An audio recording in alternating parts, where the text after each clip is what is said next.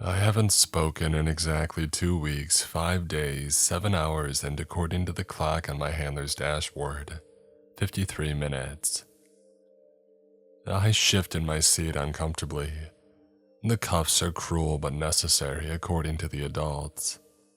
We're on a highway. I don't know which one, just that it wasn't destroyed. It's rare to see an intact highway. The radio was on and I was appreciating old school Taylor Swift until my handler switched it to the news with a violent stab of his finger. Good afternoon, it's 5 p.m. Time for your local and national news and weather forecast. A woman's voice buzzes through static, and I immediately lunge forward to turn it off. I haven't felt suffocated in days, but there it is, that choking sensation twisting in my throat. It feels like I'm inhaling smoke, drowning in syrup. Before I can, however, my handler gives me the look. There's a reason that he's been assigned to me. I hear him as clearly as day inside my head. Don't even think about it. It's been 6 months since the devastating wildfire incident, and the aftermath continues to affect survivors across the country. She says, pausing briefly. Rafe Smallwood, the man responsible for the deaths of more than 500,000 people, was sentenced to death yesterday and subsequently executed early this morning. There's something cruel and calculated in the way that my handler cranks up the volume.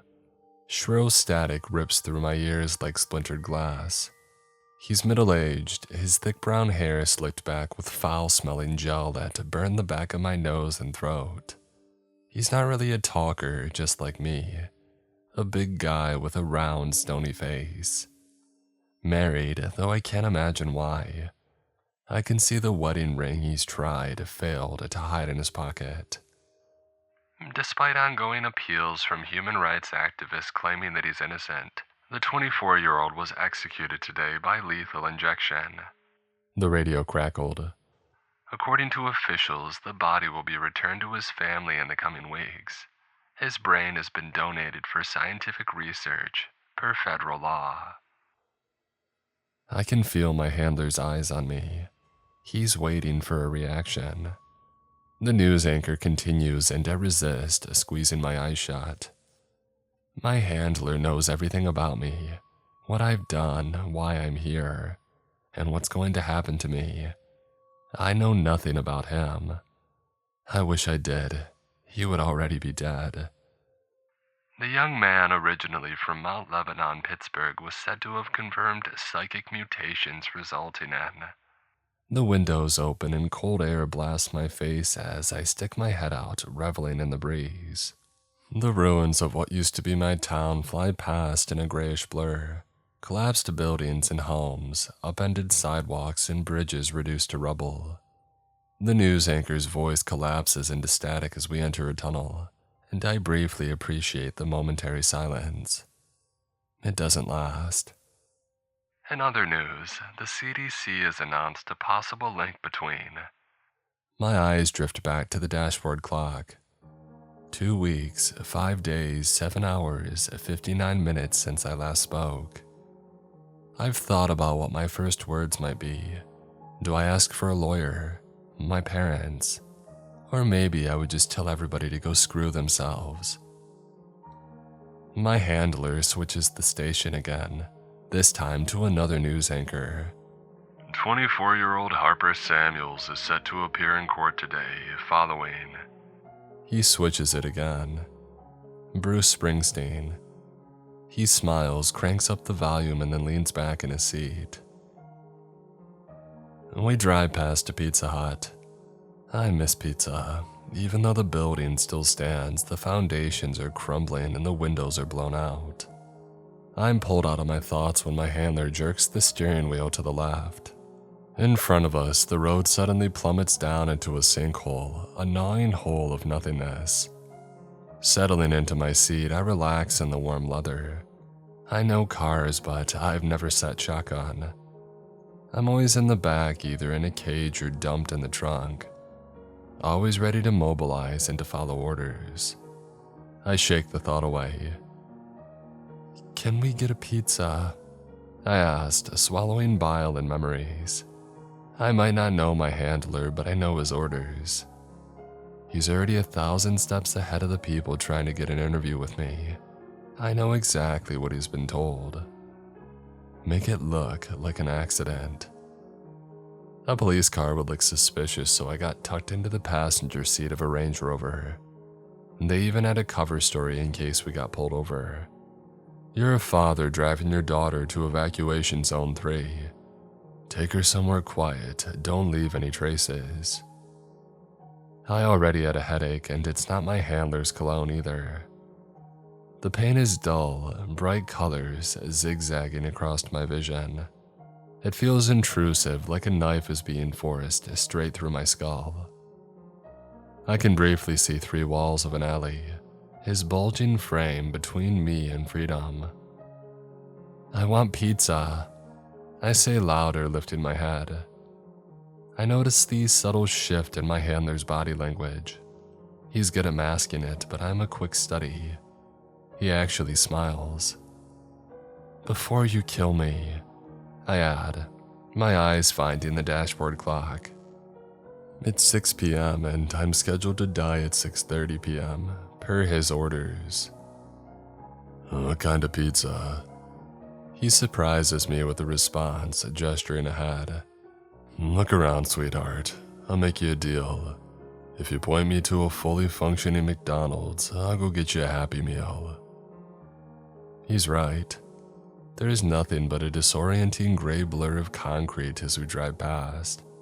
No sign of the golden arches. I focus on the dashboard clock, bright red ticking numbers. Numbers are all I know. I know ticking clocks, I know ceiling tiles. I know squares and carpets and rugs and dress patterns. I've been counting all my life. Counting when I'm bored, counting when I'm tired, counting when I'm stalling. And here I am counting again. It's been 2,489 days, 35 hours, 13 minutes, and 43 seconds since I had freshly made pizza. Mom used to make it from scratch. I miss cheese, I miss hot, spicy pizza burning my tongue. I miss the first bite. I am careful with my words, keeping my eyes forward. You know, even Ted Bundy was given a final meal. I catch the slightest smirk curve on his otherwise stony face. Where'd you learn that? Netflix, I said. He refused a final meal, so they gave him the default instead. I noticed him relax slightly. You want a final meal? Sure. His gaze flicks to the road ahead. Tell me why you did it first. I weigh my next words.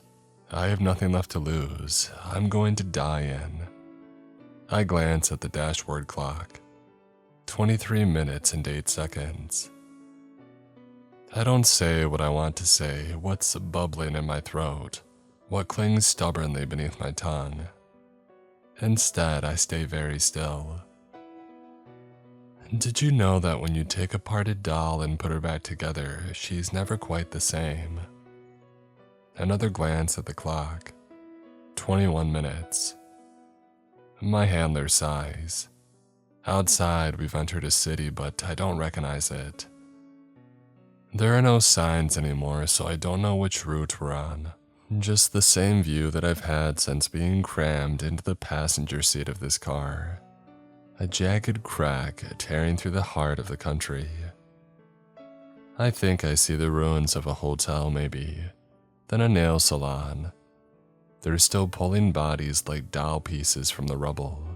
I look away quickly, ducking my head low. My handler reaches into his pocket, pulls out a cigarette and lights it up. He takes a long drag, blowing smoke out the window.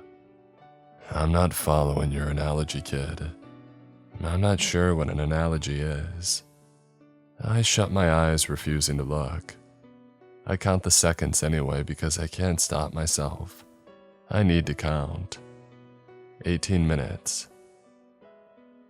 I keep my head bowed as we pass crowds of survivors already banging on the windows. They hold signs and pictures with strangers' faces. When a woman jumps in front of us and slams her hands into the windshield, my handler quickly rolls the window down. I start to panic. Chest burning, throat twisting, it's like barfing, but the screams clogged in my throat are not mine. They taste like blood-tinged vomit. I don't look at the clock or at numbers that would normally call me, because they're already counting down. In the 4th grade, I got my first detention. I try to find an anchor. There are no patches or patterns in the car seats, so I count the scuffs on my jeans. I can already sense them. They hit like lightning bolts, each one more painful, like a pickaxe to my skull.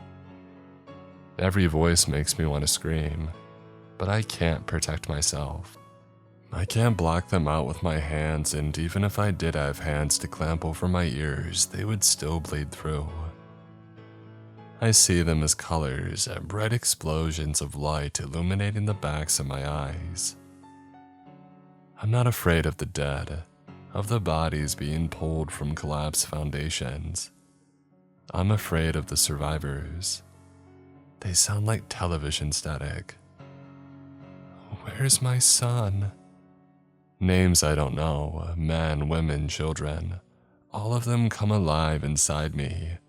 Voices crashing into each other, disjointed and broken. Where's my daughter? I've lost them all. All of them are dead. Gone. I'm alone, I'm tired, I'm hungry. I try to shake them away, but they are vast, violent. Voices become images. Images become faces. Faces become memories, and some of them are strong enough to leech onto me. No, I'm the one clinging to them. A disease crawling inside their heads. I can see from the point of view of a child. I see her arms fly out for her mother, but her mother is gone. I feel her agony, her loneliness, her pain. I regret letting her in. Mommy.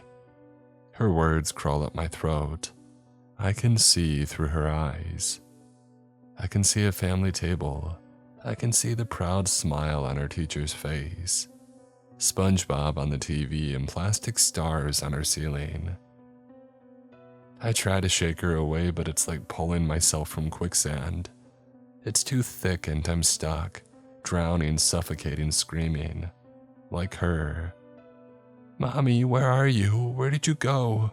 Where's Daddy? There was a bad earthquake. Mommy, I can't find home. I can't find Bunny. I can't find Spencer. Out of the way, little girl. The world jerks violently and I'm torn from her flying. But there's nobody to catch me. I'm propelled forward in my seat as my handler steps on the brake, my eyes snapping open, yanked back by my seatbelt. I can already taste blood in my mouth. I can't see for a moment, everything is blurry, her memory splinter. The girl's name is on my tongue. Aria. We turn down another road leading into the city, and Aria's thoughts fade to a dull whimper. Like cell phone service, the further we drive, Aria's mind detaches from me piece by piece, and then she's gone. I focus on my words, on my last words, the last time I'll be able to tell my story. In the 4th grade, I got my first detention. I asked why you killed 500,000 people. My handler snaps. His voice is an anchor creeping back through the silence left behind. Not your life story. I sense movement. He's only turning down the volume on the radio. Go on, he said as we approached the city border. There's already a long stream of traffic crammed into one single lane ahead of us, and beyond that a skyline of nothing. I feel the breath catch in my throat as we get closer and the sight twists my gut. Proud giants, once standing tall, reduced to dominoes toppling into each other. My handler sighs when I duck my head further. The traffic isn't letting up, so we're not going anywhere. He leaned back in his seat with a defeated exhale. The floor's yours, kid. Fine. He wanted the start, well then I would give him the whole novel. Halfway through Mrs. Trescott's long boring lecture on times tables, I realized that I had superpowers. It wasn't the first time that I had come to this conclusion. I was sitting with my chin resting in my fist, my pen lodged between my teeth when I noticed that whenever I glanced at the clock, the hands didn't move. But when I looked away somehow they did move. Magic. My pen popped out of my mouth. I was so excited. I threw my hand up to tell the whole class. Mrs. Trescott just gave me the same look she always gave me when I decided to announce something. I thought that it was cool. The other kids didn't share my excitement. "Oh, keep your thoughts to yourself, Harper," Mrs. Trescott said, shooting me a warning look. "Stop daydreaming and start listening." I ducked my head, well aware of my ears burning red. Kids were already giggling, whispering, muttering to each other. Teachers didn't like me. I was either too loud or too quiet. Kids were ruthless, and there was zero in between. On my report card it would be, "Harper is a bright child, but she never listens. She's always in the clouds. She can't seem to make friends." But I was listening to my teachers. I just didn't understand what they were saying. I didn't have many friends. I did have a friend called Micah, but then she started talking about boys and makeup, and slowly gravitated towards the other girls. I didn't like makeup and the boys were still gross. I read books in the bathroom stalls instead. But that just gave me the unfortunate and I guess genius nickname Harper Collins. Class ended and I was eager to make a quick getaway. I was zipping up my backpack when somebody prodded me in the back. I twisted around. Evie Hart was one of the most popular girls in class, but only because she had an indoor swimming pool. She was tiny like a fairy with red hair pulled into pigtails and always dressed exclusively in pink. Our moms had been friends when we were babies, so we used to have play dates. Moms really are naive, expecting their kids to be friends too. Even back then I could tell that Evie Hart didn't like me. She liked playing with dolls and I liked playing pirates. I could always tell she was patiently waiting to say goodbye, arms folded and nose tucked up, like I was a worm that she wanted to stamp on.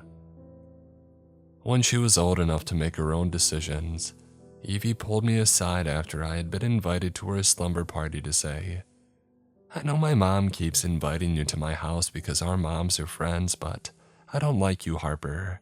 I don't want you in my house. Tell your mom you don't like me." So that was the end of that beautiful friendship. I was blunt with Evie and told her that I didn't like her either, and that she looked like a horse. And that drove a wedge between our moms. I was forced to apologize for offending poor defenseless Evie, who was smirking at me behind her mother's back. Evie, the spoiled brat, had got what she wanted, and my mother quietly removed her mom from family gatherings. Evie only prodded me in the back when she wanted something. She was smiling, which was rare. Evie only wore that type of smile when she was about to ruin someone's day. "Hey, Harper." Evie's smile was suspiciously friendly. She grabbed my shoulders and turned me toward the back of the classroom, where our teacher was helping Freddie with his backpack zipper. "I dare you to ask Mrs. Trescott what DILF stands for." I wasn't expecting someone to actually say it. The voice came from a freckled brunette hunched over his desk, eyes glued to his 3DS. Mrs. Trescott's head snapped up, her expression darkening. I caught Freddie's smirk. "I'm sorry, what was that?" "I just told you," the boy muttered, idly chewing his stylus. "That's what it means." Detention, Rafi, Mrs. Trescott barked. And you too, Evelyn, you should know better. The boy Rafi dropped his 3DS, eyes wide. But I was just saying what it means. Detention, Mrs. Trescott repeated, her tone a warning. Do not argue with me. But, Rafi, she snapped, do you want me to call your father? Rafi's mouth snapped shut. Instead of talking back, he buried his head in his arms, groaning. This is so stupid. I didn't even mean it. I was saying what it meant. But Mrs. Trescott, Evie sang. Harper said it too. I don't care for playground politics. My handler grumbles, snapping me back to the present. It's raining. Fat droplets strike the windscreen, trailing down the glass. The sky is darker, which means that I'm running out of time. I risk a glance at the dashboard clock. 15 minutes and 8 seconds glares back. We idle under a red light beneath the foreboding shadow of a skyscraper looming like a wounded god. The heart of the city is as depressing as the rest of the road. If I squint, I can see Lady Liberty's head, or what's left of it, her iconic emerald crown poking from the Hudson. I've seen movies like this, but there was always a monster, always something to be afraid of. I lean my head against the window. I can see shady alleyways still standing, even shallow sinkholes where my body can be disposed of. Another glance at the clock. 13 minutes and 23 seconds. My handler taps his fingers on the wheel.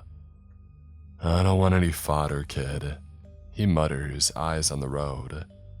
The light flashes green and we jerk forwards. And get to the point. So much for stalling. Detention was just the three of us. Evie and Rafi sat in the back row whispering and tapping their pens while I slumped in a front row seat half asleep.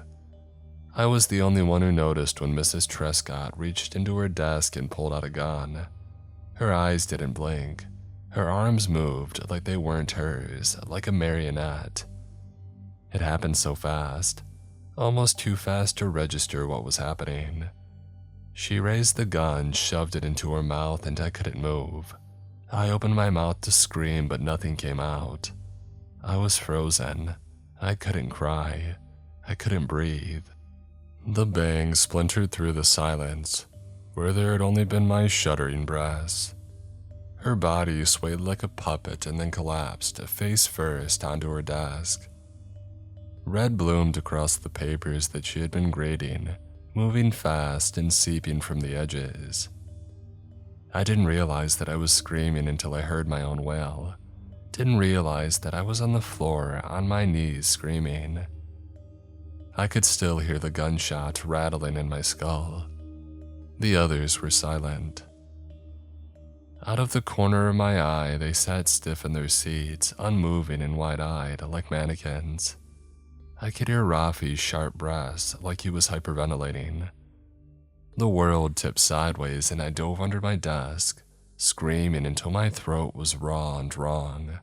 My hands clamped over my ears. Everything was so loud, screeching in my skull. The ringing in my head, the crack of the bullet. It felt like years had passed before warm hands were coaxing me to my feet. But I was still screaming. I could still hear the gunshot. I could still see the blood. Harper. The voice was a stranger's. They led me all the way outside, squeezing my hand tightly. I barely remembered leaving the classroom. It was raining, but I didn't feel the drops soaking into my shirt and hair. Adults crowded around me, but none of them were my parents. I was lifted into the back of a white van. Evie and Rafi were already inside, wrapped in blankets. Rafi had his head buried in his knees. Evie stared forward, like she could see something that I couldn't. The stranger, a middle-aged man with glasses, knelt in front of me. To me, he was a fast-moving blur. I blinked and his face swam into view. "Sweetie, it's okay now. You're safe." I felt the jolt as the van began to move. He addressed all three of us in a low murmur, almost a whisper. "Don't worry, your parents have been informed." His expression darkened and I could glimpse through his facade. He was clinical, quite cold. "Cases like these require immediate treatment, following the children first law." He held out his hand, though none of us shook it. "Hello, my name is Dr. Wonder and I'm from the Children's Trauma Defense Division." His voice was soft, like ocean waves crashing in my ears as the van swayed me back and forth. "Call it witness protection, but for your age. It'll only be for a few weeks. Think of it like a vacation. We get to make sure that you three are A-okay and you get to miss school." He chuckled and leaned back. "Now doesn't that sound like fun?" "Dr. Wonder?" My handler interrupts again, pulling me back to reality. 11 minutes and 3 seconds. "Why did your 4th grade teacher even have a gun?" I relax into my seat. "It was something like that." He scoffs. "Tell the story correctly or don't tell it at all." I open my mouth to answer, but blurred flashing red lights ahead clamp it shut. "Crap," he mutters. "Don't move." We come to a stop at a roadblock and he tells me to duck my head. I don't. I'm too scared.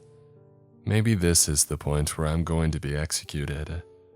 He shoves me down anyway and already voices stab at the back of my head. The window slides open, ice-cold air prickling the back of my neck. "Afternoon." My handler greets a looming shadow outside, and I get a single flash, an empty bed and a room littered with beer bottles. "Who's the passenger?" Border Control asks. I sense the man leaning in. Another flash, stronger this time. A wedding. Bright yellow explodes across my vision. A newborn. Yellow turns to a sickly green. A woman screams and the colors twist and contort to dark blue. Nuclear pain strikes the back of my head, sharp and intrusive. I try to shake away the splintered images. A ruined wedding, a single meal for one. That same newborn, now a teenager. Red bleeds to dark purple. "I hate you, Dad." The teenager's voice trickles from him to me, and his grief crashes over me. It tastes like expired milk. Feels like a knife being plunged into my skull. I swallow it down, but it crawls back up my throat, following an eruption of pain in my temples. "You're a piece of garbage." Another flash. I try to blink it back, but it's relentless. The boy is dead, his body crushed under collapsed foundations. There's a long pause before the other officer speaks out loud. "Is she doing all right, sir?" I can sense the silence around us thickening as I clamp my teeth around a mouthful of bile. I see a police badge, a faucet, and a fistful of blue-tinted pills. He's growing suspicious. When he asks me to lift my head, I stay still, paralyzed. "Yeah, sorry, it's just my daughter." My handler replies smoothly, "Taking her to evacuation zone 3, hoping to get her into Canada." I feel his hands awkwardly patting me on the back. Maddie's feeling a little carsick. Maddie. Maybe he has kids. Another excruciating pause and I feel the officer move back. So do his thoughts, bungeeing, detaching, splintering into fragmented nothing. "All right then, sir, go on ahead," he says and the window rolls back up. I don't move until the taste of sour milk mixed with whiskey and toothpaste leaves my mouth. "Not yet." My handler snaps when I risk jerking my head up. He takes a sharp turn and I almost topple off the seat. The road is quieter. There are no voices. Keep your head down. I can hear the rain pouring now, heavy drops drumming against the window. The low hum of the engine is comforting. So, you guys saw your teacher do that and were put in witness protection, and that's why you decided to flatten half the country. No, I managed to whisper. I avoid the dashboard clock as 11 minutes tick down to 10, and then 9. At first, it was like being on vacation. I choose my words carefully. The Children's Trauma Defense Division was a towering glass building with checkerboard windows, a labyrinth of clinical white hallways and spiral staircases. But there were no real windows. Whenever I thought that I had found one, I was only peering into another room. I had my own room with a bed and a desk. I didn't like the clinical hospital-like feel or the stink of antiseptic polluting every hallway. But the place did have a swimming pool and a games room where I spent most of my time. In between, we had private trauma therapy sessions. Dr. Wilhelm made it clear that we'd be staying for 2 weeks and then our parents would collect us, so we made the most of it. Evie and I were forced to talk. She turned to me while we were playing Monopoly in the games room and said, with these wide, unblinking eyes, "Do you think Rafi's looking at me?" I guessed that, with me being the only other girl in the room, she had no choice but to gossip with me. I was 10 years old, so no, I didn't think Rafi, who was sitting across from us, staring into space with his hands clenched into fists, was looking at her. We didn't talk about the elephant in the room, because Evie was still having panic attacks, and Rafi slipped into a trance-like state every time I was brave enough to bring up what we saw. That was the last night that I saw Evie and Rafi for a while. I expected to be sent home in the morning, but when I was woken by a nurse instead of breakfast, I was gently pulled into a small white room. There is a table with a plate of eggs, sunny side up, toast soldiers, and a glass of fresh orange juice. The nurse introduced herself as Dr. Carolyn. She took a seat at her littered desk and gestured for me to sit down and begin eating. I did. The cafeteria food was either oatmeal or mystery meat, so eggs were a surprise. I was asked questions while I ate. Just the usual ones like my hobbies and my favorite school subjects. I told her that I hated math and she said, "I don't like math either. Do you like counting, Harper? Can you count to 20 for me?" She was getting closer. I was on my last mouthful of eggs when I felt the prick at the back of my neck. It hurt. A chill ran down my spine like she was pouring ice down my back.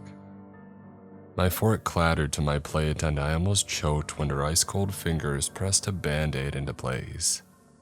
"Don't worry, it's just something to make your mind less scary." "That's rough, kid." Presently, my eyes are burning, tears are rolling down my cheeks. We were 10 years old. I tell my handler, squeezing my eyes shut. This time, I refuse to look at the clock. 8 minutes and 4 seconds to tell our story. I don't expect sympathy, but I haven't cried in so long. Crying was weak, I was told.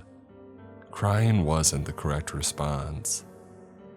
It stopped feeling like a vacation when those pricks in my neck became more frequent. We were drugged every morning with a sharp stab to the neck. There were always eggs and juice waiting for me. On the 4th day, I threw it all back up. I remember seeing red specks in my vomit and my stomach hurt. My head hurt.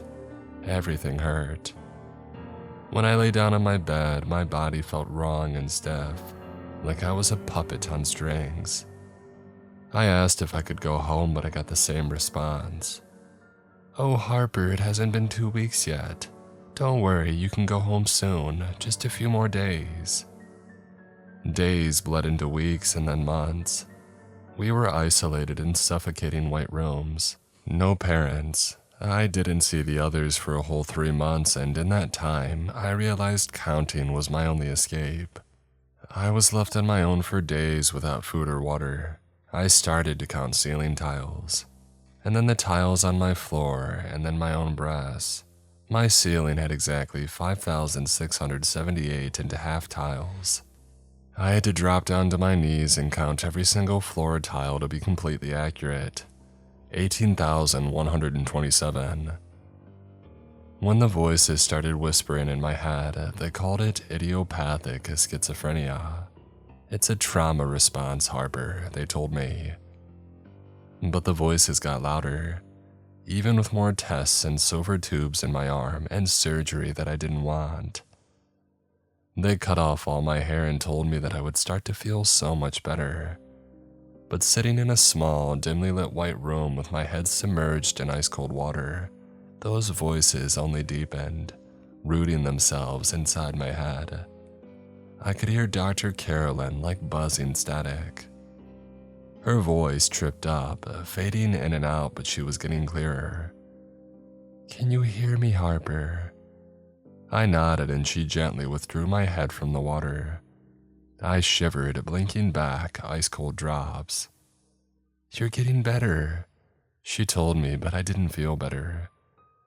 The voices were louder than the ones spoken out loud. Several months went by and my hair slowly grew back. I started to see voices as colors and then taste them. Dr. Carolyn said while my disease was curable, I had to learn how to understand it. I saw Rafi one morning while I was being escorted to testing room A. He looked like he was heading to the cafeteria led by a blonde woman. His hands were cuffed behind his back. Rafi was wearing the exact same outfit as me, a white tee and matching pants. His hair was longer now and a white bandage was wrapped around his head. He surprised me with a friendly smile. "Hey, Harper," Rafi said as we passed each other. His other voice, however, was more of a growl, slamming into me, exploding hues of yellow and orange streaking across my vision. Not her. I squeezed my eyes shut, but it wasn't just his voice this time. There was a violent flash, one that I couldn't blink away. I saw an identical white room to mine. There was a bed, a table, and a single soda can situated in the middle. Pain. I felt it like knives sticking into the back of my head, but it wasn't mine. Neither were the hands speckled with blood. I was in someone else's body. No, I thought dizzily. I was inside Rafi's mind. I saw Dr. Carolyn's hard eyes, her lips carved into a skull. "It's not hard, Rafi," she snapped, and more blood hit his palms, running in thick rivulets. The soda can toppled onto its side and I felt his body weaken, his knees hitting the ground, his hands clawing at his hair. Dr. Carolyn sighed, picked up the can and placed it back onto the table. "Harper." I didn't realize I was paralyzed until my nurse gently tugged on my hand. "Come on, sweetheart. Dr. Carolyn's waiting." Rafi was glaring at me, his lip curled. "This is all her fault," his other voice spat. I saw another flash, bright red bleeding across my vision. This time, a soda can violently slammed into the wall, exploding on impact. Rafi met my gaze. What is she looking at? He looked away, ducking his head to avoid me. His other voice exploded into vicious buzzing, agony ripping across the back of my skull. "Stop staring at me, Harper Collins." I counted a full year before I was allowed to see Evie and Rafi again. I was 12 years old when the two of them entered the playroom that we first entered a year ago. Evie sat in the corner cross-legged and buried her head in her knees. She was silent. Even her other voice was silent. Her hair was longer, pulled into a ponytail, dark shadows underlining her eyes. Rafi pulled out a game of Jenga, built a tower, and then knocked it down without touching it. He repeated it 3 times, loudly building a tower and knocking it down with a single jerk of his neck. Rafi was building a 4th when a voice sliced into the silence. "Stop." Evie's voice was barely a croak. Rafi did stop. He stopped completely, freezing in place, a Jenga brick still in his hand. Evie's voice scared me. It scared her too because after staring at a frozen Rafi, her eyes wide and filled with tears, she whispered, "I'm sorry, you can move now." Rafi wasn't as mad as I thought. He just continued building his Jenga towers. It became increasingly obvious that we weren't going to go home, and the more time I spent with the others, I realized why. Rafi had headaches and nosebleeds, and objects lost gravity around him. Sometimes the ground would shake when he got mad. Evie stopped speaking, terrified of her commanding voice. Instead, she insisted on carrying around a notepad. Our symptoms were PTSD, the adults claimed. We were sick, traumatized, had overactive imaginations, were adolescents. It was puberty. Blah, blah, blah. We were always given the same BS. We're the adults and you're the children. We know better than you. However, we were officially diagnosed with a psychic phenomena. Psi, according to Dr. Wilhelm. It was a specific mutation in our brains triggered by significant trauma during childhood. I was even given an official name for the other voice, the one I heard even when lips weren't moving. Neuroempathy. Rafi had a psychokinetic syndrome, and Evie was diagnosed with thalamic control disorder, or TCD. When we were 12, Rafi launched a Range Rover across a parking lot and then slept a whole week. I saw masked people marching in and out of his room. The next time that I saw him, his hair had been sheared off. Evie compelled a guard to attack himself. She didn't mean it, at least that's what her other voice kept screaming. I remember the feeling of red spraying my face, warm against my skin. Rafi tried to run and was quickly captured and wrestled to the ground. We were 12. The adults all told us the same thing, that we're fine. These symptoms would pass as we entered our teenage years. They said we didn't really see brain chunks flying out of the guard's skull. That was only our hormones. We just had such vivid imaginations. Rafi decapitated his mother on Visitor's Day. It was the first and only time that I saw my mother. Our parents were allowed inside the cafeteria. I listened to my mom's other voice, the one too scared to touch me, while her real voice told me that she loved me. The room was so loud that I could barely hear her other voice over everyone else's. Rafi's mother was loud, both her real and other voice. She demanded to know why his hair was so short and why she could no longer recognize her son. Rafi sat stiff in his chair.